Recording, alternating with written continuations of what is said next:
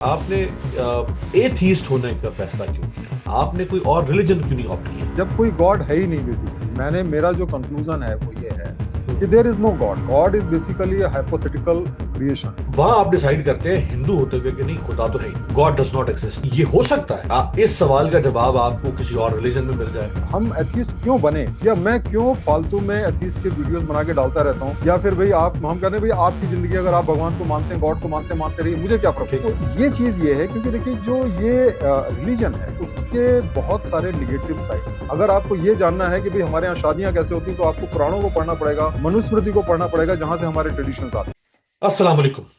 अगर ये हैं। कहा जाए नमस्कार। कि बुत परस्ती दुनिया का कदीम तरीन रुझान है तो गलत ना होगा। दुनिया के मुख्तलिफ हिस्सों में कई कौमों ने बुत परस्ती इख्तियार की, जिससे वक्त के साथ साथ मुख्तलिफ मजाहिब ने जन्म लिया, और हिंदू मत भी उन्हीं में से एक मजहब है। बाद में जब इब्राहिमी मजाहिब यानी अब्राहमिक जो रिलीजन्स हैं, जिनमें यहूदियत है, ईसाइयत है और इस्लाम है, जब इनका आगाज हुआ तो दुनिया के बड़े हिस्सों से कदीम बुत परस्त मजाहिब आहिस्ता आहिस्ता खत्म होते चले गए।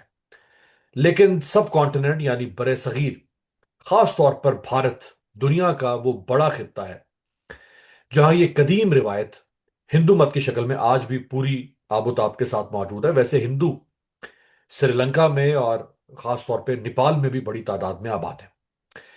जैसा कि हमने पिछली वीडियोस में जिक्र किया था कि इस दौर में कई पढ़े लिखे मुसलमान एथीइज्म यानी इल्हाद की तरफ रागिब हो रहे हैं। कमोबेश ऐसी ही सूरत हाल इस वक्त भारत में भी हमें नजर आती है। वहां भी जो एथीइज्म है यानी लादीनियत, वो तेजी से जड़ पकड़ रही है।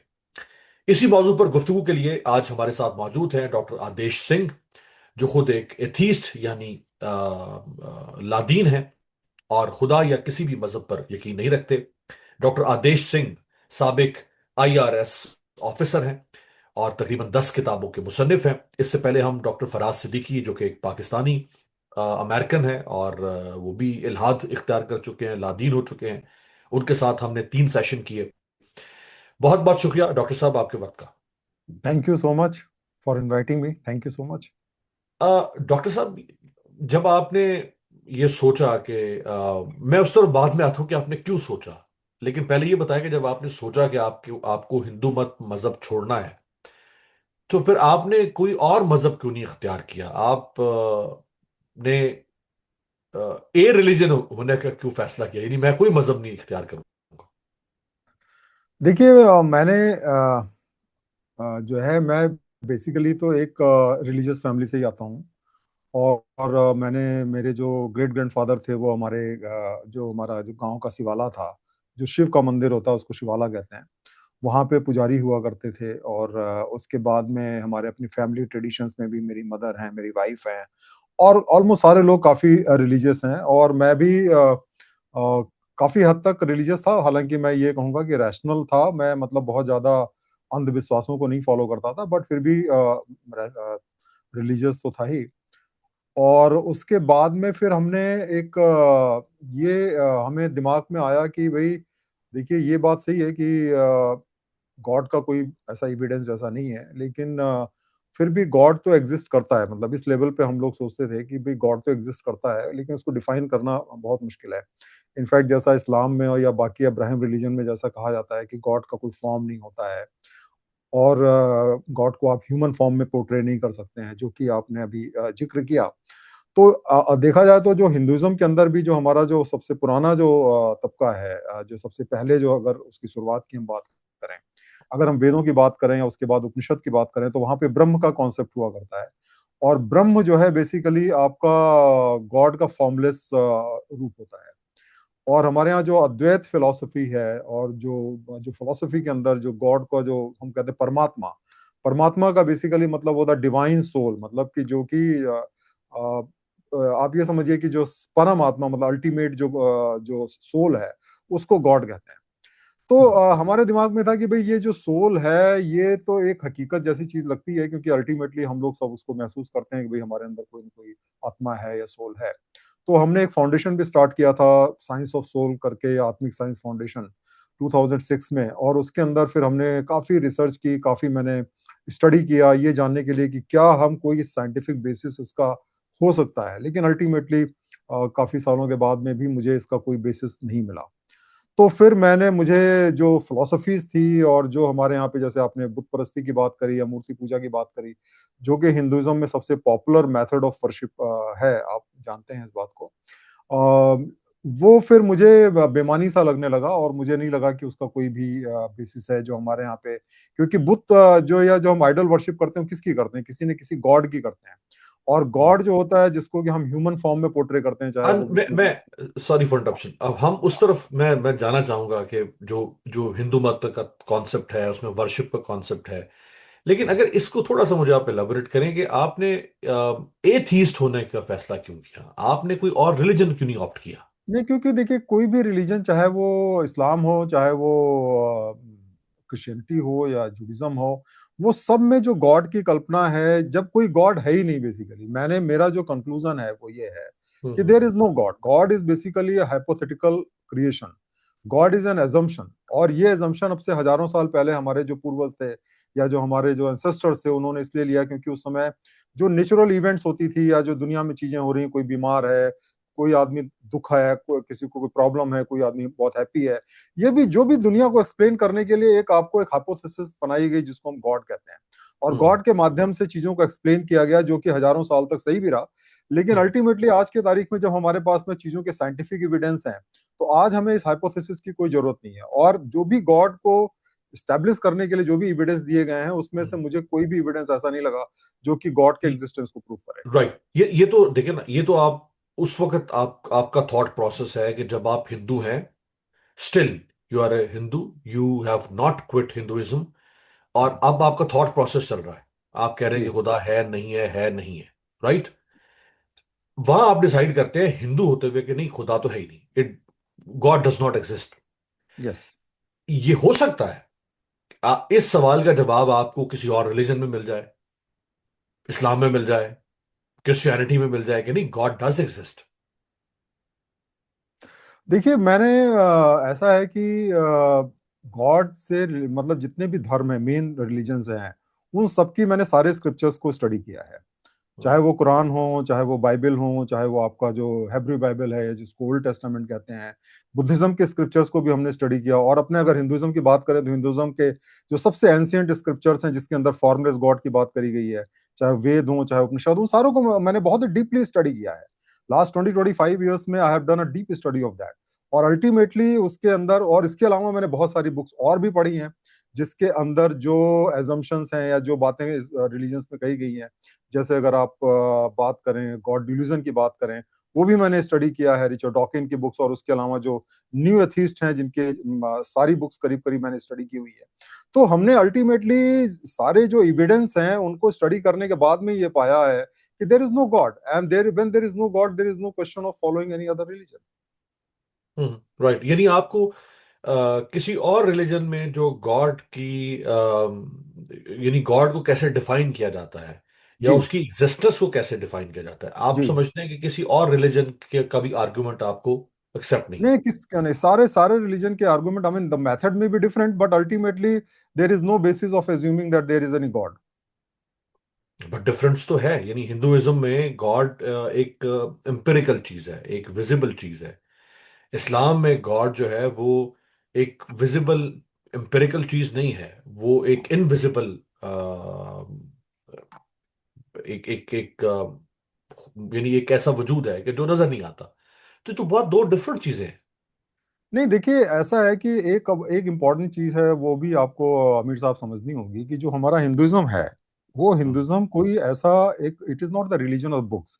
जो अब्राहम रिलीजन है उनको हम अक्सर रिलीजन ऑफ द बुक्स भी कहते हैं, क्योंकि उनके अंदर एक होली बुक है जिसके अंदर वो सारी चीजें आपको मिल जाएंगी, डिफाइन की जाती हैं, सही क्या है, गलत क्या है, गॉड क्या है, गॉड के कमांडमेंट्स क्या है, ये सारी चीजें मिल जाएंगी। हम्म।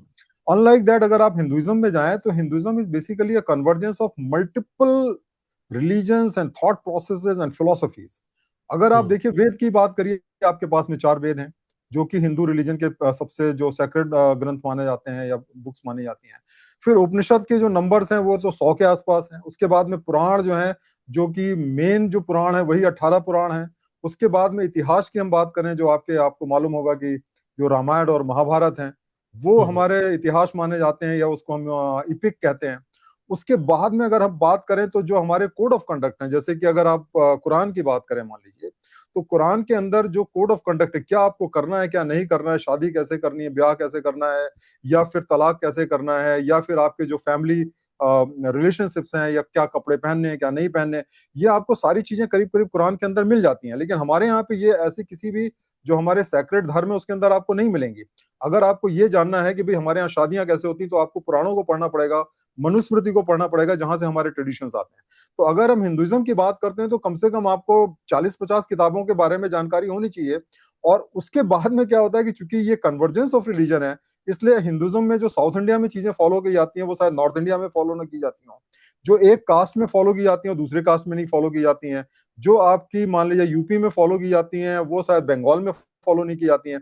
क्योंकि हम्म। बहुत सारी जो डिफरेंट ट्रेडिशंस हैं वो सबका एक जो एसिमिलेशन है, और वो बेसिकली आप हिंदुइज्म कह सकते हैं। बाकी हिंदुइज्म में ऐसा कोई होली बुक है नहीं जहां से हम सारी लेकिन चीजें ड्रॉप ये जो बुक्स हैं जिसमें ये भगवत गीता, जी वेद्स, जी महाभारता, जी रामायण, ये जो मुख्तलिफ आपके जो स्क्रिप्चर्स हैं, जी जी क्या ये आपको वो वे ऑफ लाइफ या जो जो जो आप कह रहे हैं कि जिंदगी गुजारने का पूरा कोड ऑफ लाइफ है, वो नहीं देते? नहीं नहीं, बिल्कुल नहीं देते। जैसे कि अगर आप बात करें मान लीजिए गीता की, हम बात करें, सपोज करिए हम्म। जो गीता है वो सबसे ज्यादा सैक्रेड बुक मानी जाती है। अगर हम कभी कंपेयर करते हैं कि भाई अगर हम बाकी धर्मों से कंपेयर करें तो आपको पता होगा कि पहले जब अदालतों में आपको कसम खानी होती थी तो जो मुस्लिम्स होते थे उनको कुरान हाथ में लेकर के कसम खानी होती थी, बाइबल लेके क्रिश्चियंस करते थे। वहां पे हिंदुइज्म में गीता दी जाती थी क्योंकि गीता सबसे ज्यादा सैक्रेड बुक मानी जाती है। लेकिन अगर आप गीता को टोटली पढ़ेंगे तो उसके अंदर आप देखेंगे कि वो बेसिकली जो हमारी उपनिषद की फिलॉसफी है या जो वेद की फिलॉसफी है उसका एक तरीके से समरी उसके अंदर दी गई है। मतलब वो हम्म। बेसिकली ये फिलॉसफी है। और इसीलिए आपने देखा होगा कि बहुत सारे ऐसे जो साइंटिस्ट हैं या बहुत सारे जो वेस्टर्न फिलोसोफर्स हैं वो गीता को एज अ फिलोसफी फॉलो करते हैं। अगर आप कभी इंडियन फिलोसफी की बात करें तो इंडियन हम्म। फिलोसफी के अंदर उपनिषद, जिसको वेदांत फिलोसफी भी कहते हैं, और गीता, ये चीजें पढ़ाई जाती हैं। तो गीता के अंदर आपको कोई जो कोड ऑफ कंडक्ट है कि हमें शादी कैसे करनी चाहिए, या शादी के बाद में आप कितनी शादियां कर सकते हैं, या तलाक कैसे कर सकते हैं, या मान लीजिए कि कास्ट का सिस्टम है, इन सब हम्म। चीजों के बारे में आपको कोई उसमें रेफरेंस नहीं मिलेगा। This is basically a philosophy which is based on divine और बेसिकली सोल। एंड उसमें उससे उससे अगर आप समझना चाहेंगे हिंदू रिलीजन को या हिंदू वे ऑफ लाइफ को, आप कभी हम्म। समझ नहीं सकते। इंटरेस्टिंग। देखिए ना, इस्लाम में जैसे एक आपने खुद कहा कि कुरान एक कोड ऑफ लाइफ देता है, फिर यस कुरान के यस बाद हमारे जो पैगंबर मोहम्मद सल्लल्लाहु अलैहि वसल्लम थे, उन्होंने एक पूरे गाइडिंग प्रिंसिपल्स दिए।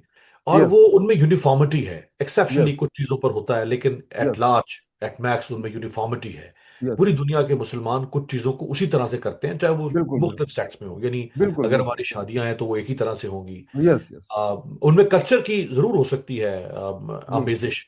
अगर कोई मर गया है तो उसने दफन होना है, और उसने कैसे दफन होना है, ये सब चीजें ऑलमोस्ट 19-20 सिमिलर है, के बिल्कुल बाद से बिल्कुल सेम है। बिल्कुल बिल्कुल बिल्कुल तो बिल्कुल। आप कह रहे हैं कि तो फिर इसका मतलब है आप हिंदुओं में जब कोई शख्स कोई जिंदगी गुजारने के लिए कोई कहीं से कोई गाइडेंस लेना चाहता है, तो वो आप कोई गाइडेंस लेंगे? अगर मैं हिंदू हूं, मैं कहीं और से लूंगा, कोई और है कहीं और से लेगा, ये तो यूनिफॉर्मिटी नहीं है। बिल्कुल बिल्कुल बिल्कुल सही कह रहे हैं आप, बिल्कुल सही कह रहे हैं। देखिए हिंदू में जैसे कि आप अगर देखेंगे तो आपको बहुत डिफरेंस मिलेगा। जैसे कि अब मान लीजिए हम ये बात करें कि मूर्ति पूजा की बात कर लें, जो आपने बिल्कुल जिसको हम आइडल वर्शिप कहते हैं हाँ, या हाँ। बुत परस्ती कहते हैं। अब हिंदुइज्म के अंदर भी बहुत सारे ऐसे सेक्ट हैं, जैसे एक बहुत ही ज्यादा कॉमन सेक्ट है जिसको हम कहते हैं आर्य समाज कहते हैं, जो कि अब से करीब 100-150 साल पहले एक दयानंद सरस्वती उन्होंने स्टार्ट किया था।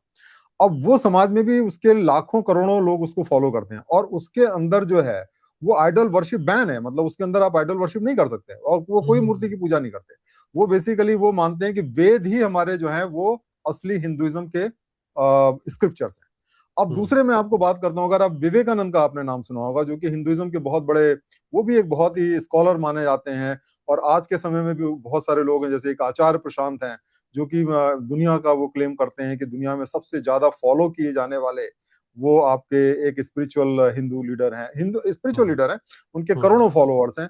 वो भी बेसिकली वेदांत की बात करते हैं। अब वेदांत जो है वो एक फिलोसफी की बात करता है। अगर हम गीता की बात करें, जो कि हमारा सबसे सैक्रेड ग्रंथ माना जाता है, उसमें साहब आपको 4 पाथ बताए गए हैं।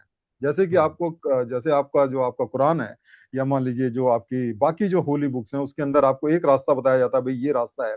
यहाँ पे चार रास्ते बताए गए हैं, जो कि हम आपको बताएं। एक होता है आपका ज्ञान का रास्ता, ज्ञान मार्ग जिसको हम कहते हैं। फिर एक होता है कर्म का मार्ग, मतलब कि आप सिर्फ सही काम करिए, आपको कोई मंदिर में जाने की जरूरत नहीं है, कहीं जाने की जरूरत नहीं है, आपको यू कैन अचीव गॉड।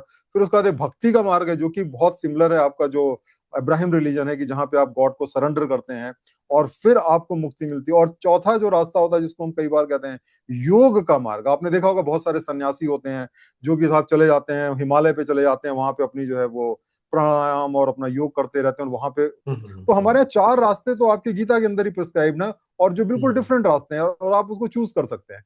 तो काफी सही। लोग आपको ऐसे मिलेंगे, मेरे बहुत से परिचित लोग हैं जो हिंदू हैं, लेकिन जिंदगी में वो कभी मंदिर नहीं जाते हैं, वो कोई हाँ पूजा नहीं हाँ। करते हैं, they are okay with that. Interesting, interesting.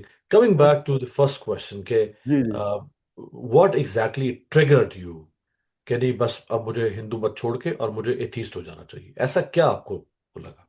नहीं देखिए, मैं एक जैसा कि आपने मुझे इंट्रोड्यूस किया, मैं एक स्कॉलर हूँ। और मैंने आपको मालूम होगा कि मैंने यहाँ पे जो सबसे टॉप इंस्टीट्यूशंस होते हैं, आईआईटीज होते हैं, वहां से मैंने एजुकेशन हासिल की। उसके बाद में जो सिविल सर्विसेज है, उसके अंदर मैं आईआरएस ऑफिसर रहा, 25 साल तक मैं आईआरएस ऑफिसर रहा। आईआईटी रोकड़ी। नहीं नहीं, आईआईटी बीएचयू से मैंने बीटेक किया, फिर आईआईटी दिल्ली से मैंने एमटेक किया। हम्म, और उसके बाद में मैंने पीएचडी भी किया। इनफैक्ट ई गवर्नेंस के फील्ड में मैंने पीएचडी किया, ट्रिपल आईटीएम ग्वालियर से किया। तो मैं बेसिकली जो मेरा देखिए रुझान है वो है आपका रिसर्च के लिए हम्म, और स्टडी करने के लिए। I am hmm, basically a scholar. तो ये जो चीज है देखिए, एक तो ये हो कि भाई मैं एथीस्ट बन गया, मैंने मान लिया कि मैं एथीस्ट बन जाता हूँ, और ये तो देखिए आपकी पर्सनल चॉइस है। और अभी जो हमारे, मैंने इंडिया में एक ऐसे एक रफ डाटा देख रहा था कि तकरीबन 8% लोग, 8% लोग जो है वो एथीस्ट हैं। अभी भी हमारे 92% लोग ऐसे हैं जो कि बिलीवर हैं, ऐसा मैंने किया था। But which appears to be reasonably okay. But most of the atheist are basically confined to the southern India and the western India. Mainly Maharashtra में या तमिलनाडु में मिलेंगे, जहाँ पे काफी सारा एथिस्टिक मूवमेंट हुआ है। बट बाकी कंट्री में तो मैं समझता हूँ 99% लोग जो हैं वो बेसिकली बिलीवर हैं। हम्म, अब देखिए, ये चीज हमें समझनी पड़ेगी, और ये बहुत इंपॉर्टेंट चीज है कि हम एथिस्ट क्यों बने, या मैं क्यों फालतू में एथिस्ट के वीडियोस बना के डालता रहता हूँ। या फिर भाई आप, हम कहते हैं भाई आपकी जिंदगी, अगर आप भगवान को मानते हैं, गॉड को मानते हैं, मानते रहिए, मुझे क्या फर्क पड़ता है। ठीक। तो ये चीज ये है, क्योंकि देखिए जो ये रिलीजन है उसके बहुत सारे निगेटिव साइड्स हैं। और इसीलिए लोगों को समझना जरूरी है कि जो एक हम प्राइवेट अफेयर कहते हैं, उसका एक बहुत ही बड़ा पब्लिक रेमिफिकेशन होता है। आप देखिए, जैसे कि आप तो साहब पाकिस्तान या की और इंडिया की हम बात करें, या बांग्लादेश की बात करें, तो वहीं हम्म, पे आपको मालूम है कि हमारा जो डिवीजन हुआ था, वो बेसिकली रिलीजन बेसिस पे हुआ था। कि बेसिकली मुस्लिम्स के लिए एक अलग रिलीजन, हिंदू के लिए अलग। ऑफ कोर्स हिंदुइज्म में जो हमारे गांधी जी थे, वो एक सेकुलरिज्म को मानते थे, और उन्होंने कहा भी हमारे यहाँ से किसी को जाने की जरूरत नहीं है। But basically if you want to stay here, you can stay here. And we have basically defined ourself as a secular country. But देखिए, प्रॉब्लम क्या होती है कि secularism is basically a mirage. कारण क्या होता है कि जो रिलीजन होता है वो एक बड़ा पर्सनल अफेयर होता है।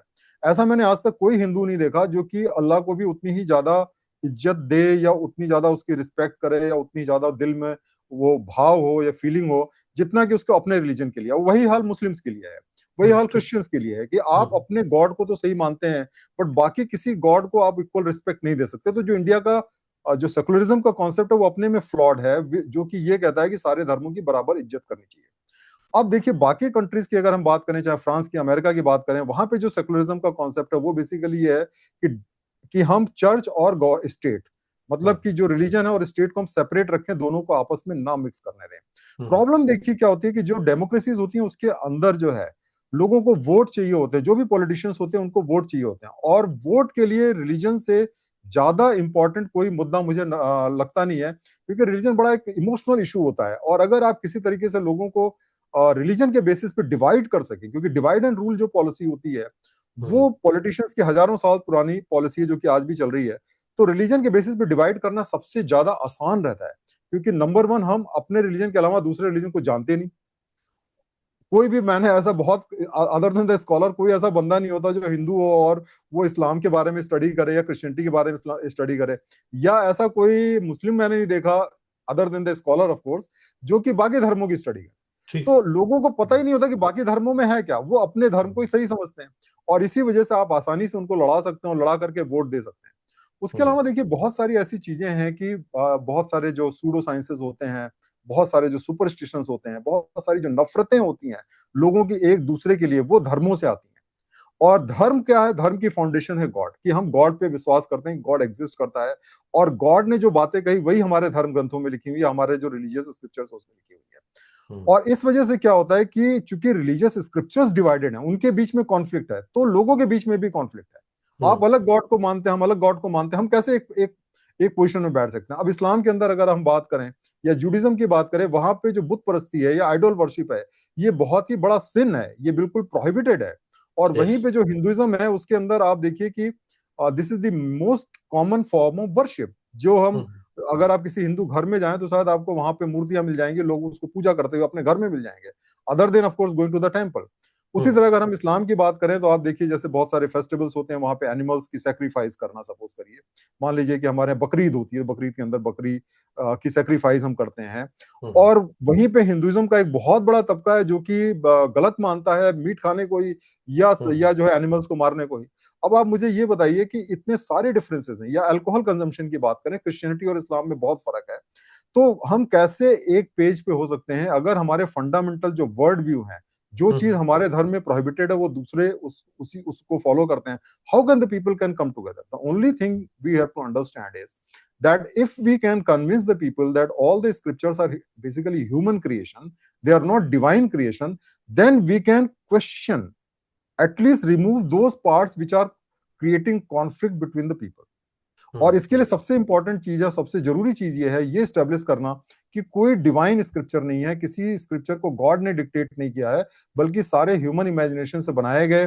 दे had serve their purpose because in the era in which they have been created, perhaps human knowledge was limited only to that extent, and they have been able to create some sort of order, some sort of common morality in the society. But now when we are cosmopolitan, when we are in the same industry you are working, in the same country where you're living, people of different religions are there, your neighbor may belong to a different religion, your boss and subordinate may belong to different hmm. religion. It is important that we move above that and try to create hmm. some common values जिसकी basis पे हम सब एक साथ आ सकें, हम एक साथ कम कर सकें।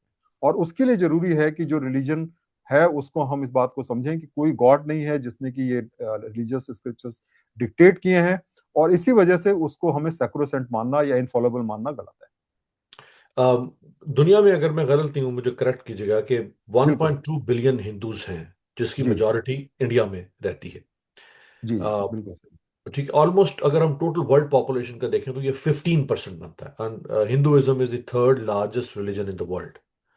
तो यस। आप चूंकि हिंदुइज्म से एथीज्म की तरफ आए हैं, अब ये जो 1.2 बिलियन हिंदूज हैं इनमें जी बड़े बड़े इंटेलेक्चुअल्स हैं, बड़े बड़े जी पोएट्स हैं, फिलोसफर्स हैं, जी जी राइटर्स हैं, ऑथर्स जी हैं, जर्नलिस्ट्स जी हैं। जी जी दुनिया की बड़ी बड़ी कॉरपोरेशंस जो जो दुनिया में इस वक्त दुनिया को हिला के रख सकती हैं, उन कॉरपोरेशंस को ये हेड कर रहे हैं। हम्म बड़े बड़े बिजनेस टाइकून्स हैं।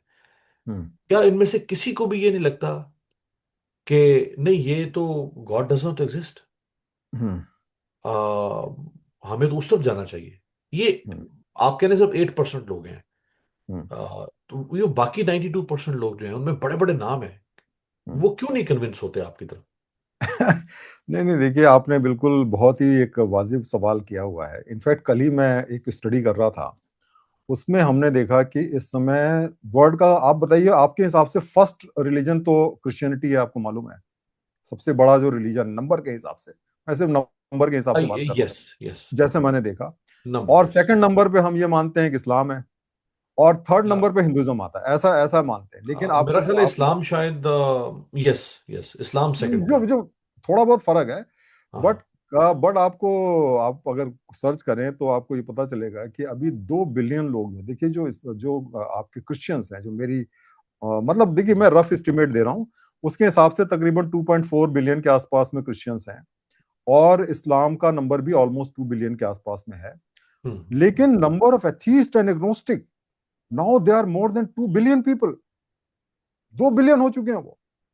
और हाँ। अब भी आपको पता होगा कि प्यू रिसर्च जो अभी लेटेस्ट उसकी रिपोर्ट आई है, हम्म। उसके हिसाब से yes, Islam is the largest fastest growing religion, क्योंकि जो हम्म। डिकेट है 2010 से 2020 के बीच में, उसमें इस्लाम में तकरीबन 27% उसमें नंबर्स की ग्रोथ हुई है। हम्म। लेकिन atheism is the second largest growing sect in the of the people. और सबसे इंटरेस्टिंग देखिए बात यह है कि जो एथिज्म है, उसके इस्लाम में जो ग्रोथ है वो ऑर्गेनिक ग्रोथ है। ऑर्गेनिक ग्रोथ इस सेंस में है कि वहां पे चूंकि आपके बच्चे ज्यादा पैदा हो रहे हैं, इसलिए ठीक है। वहां पे आपकी ग्रोथ हो रही है। अगर क्रिश्चियनिटी में ये ग्रोथ कम है, इसका कारण ये है कि वहां पे बच्चे कम पैदा हो रहे हैं। हिंदुइज्म में कम बच्चे पैदा हो रहे हैं। ठीक है। बुद्धिज्म में तो निगेटिव सबसे लोएस्ट है। हाँ हाँ। लेकिन atheism is coming because of the conversion.